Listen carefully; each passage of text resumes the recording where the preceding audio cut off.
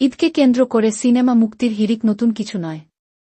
এবারও আসছে ঈদুল ফিতরে ৯টির মতো সিনেমা মুক্তির অপেক্ষায় রয়েছে। এসব তারকাবহুল সিনেমা নিয়ে বেশ আগে থেকেই কোনো প্রযোজনা প্রতিষ্ঠান প্রচার শুরু করেছে।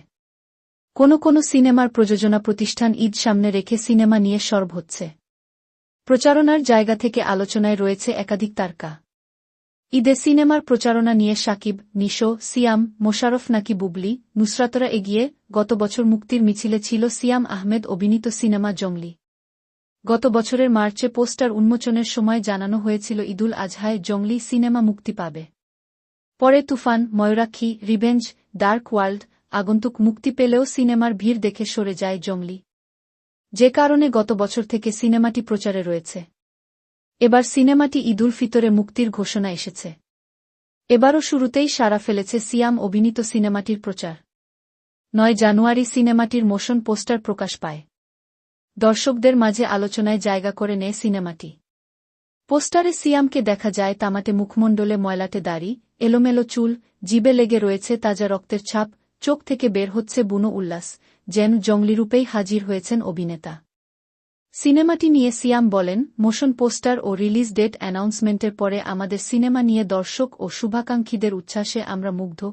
কদিন আগে প্রিন্স মাহমুদের কথা ও সুরে ইমরানের সঙ্গীতায়োজনে তাহসান ও আতিয়া আনিশার কণ্ঠে জংলি সিনেমার প্রথম গান জনম জনম মুক্তি পেয়েছে। গত বছর অক্টোবরে অনেকটা গোপনেই শুরু হয় শাকিবের বরবাদ সিনেমার শুটিং। তখন অনানুষ্ঠানিকভাবে জানা গিয়েছিল সিনেমাটি এবছর ঈদুল ফিতরে মুক্তি পেতে পারে। তবে ডিসেম্বরে হঠাৎ করেই দর্শকদের উত্তেজনা ও আগ্রহ আরও বাড়িয়ে দেয় সিনেমাটির ২ সেকেন্ডের মোশন পিকচার। সেখানে শাকিব খানকে দেখা যায় রক্তমাখা হাতে পিস্তল। তিনি বসে আছেন বিলাসবহুল গাড়ির ওপর।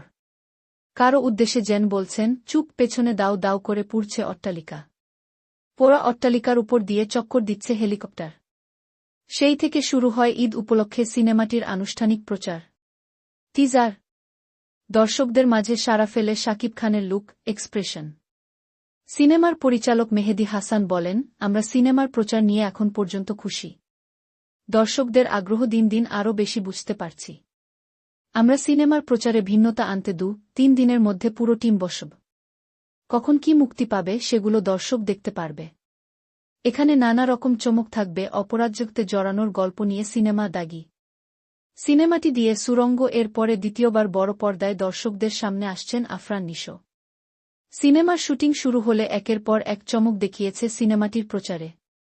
শিহাব শাহীন পরিচালিত সিনেমাটির প্রচারের শুরুটাই ছিল সিনেমার মতো। প্রথম প্রচারের শুরুতেই হেলিকপ্টারের দরজা খুলে পা রাখেন আফরান নিশো। সেই অ্যানাউন্সমেন্ট ভিডিওতে একের পর এক হাজির হন তমা মির্জা, সুনেরাহ বিনতে কামালরা।